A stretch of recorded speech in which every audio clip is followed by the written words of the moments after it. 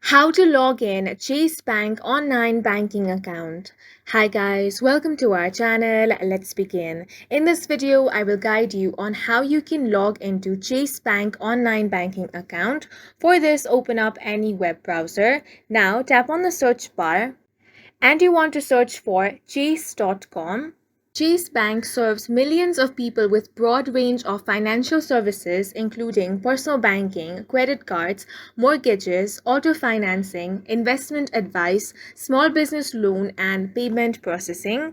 If you want to log into your account, simply click on the sign in option at the top right corner of your screen. On this login portal, you first of all have to enter your username. Once that is entered, on the next box, go ahead and enter your password. Now, if you want these details to be remembered, check the box that says Remember Me. Now, you simply want to tap on the Sign In option. In case you have forgotten your username or password, tap on Forgot Username/Password option. Then you will have to enter your social security number or tax ID.